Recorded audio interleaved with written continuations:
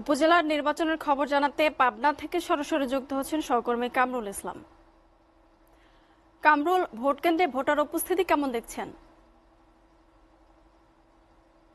আপনাকে ধন্যবাদ।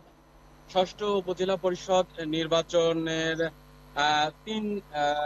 তৃতীয় ধাপের উপজেলা পরিষদ নির্বাচন চলছে পাবনায়। এর আগে প্রথম ধাপ এবং দ্বিতীয় ধাপ তিনটা 6টা উপজেলা পরিষদ নির্বাচন হয়ে গেছে অত্যন্ত সুন্দর এবং সুষ্ঠুভাবে। এখন 3টা উপজেলা পরিষদ নির্বাচন চলছে পাবনা সদর, আটঘরিয়া এবং ঈশ্বরদী।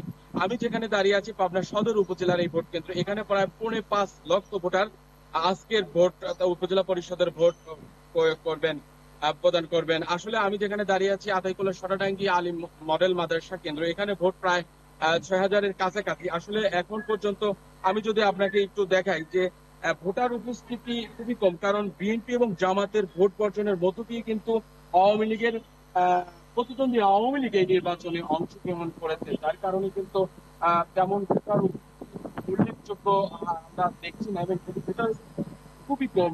আমি এখানকার প্রিজাইডিং অফিসার তার কাছ থেকে আমি যেটা জানতে পেরেছি যে এখন পর্যন্ত ভোট কাস্ট হয়েছে 130টা। আসলে তিনি যেটা জানিয়েছেন, আসলে সকালে অনেকেই উপস্থিতি হতে পারে না, রান্না বান্না করার জন্য আসলে উপস্থিতি একটু কম হচ্ছে, কিন্তু বেলা বাড়ার সাথে সাথে ভোটার উপস্থিতি বাড়বে। আর এই নির্বাচনকে কেন্দ্র করে কিন্তু আইন শৃঙ্খলা বাহিনী, ম্যাজিস্ট্রেট এবং সব ধরনের নিরাপত্তা কর্মী এখানে কাজ করছে, ভোট কেন্দ্র সুষ্ঠু করার জন্য কাজ করে যাচ্ছে।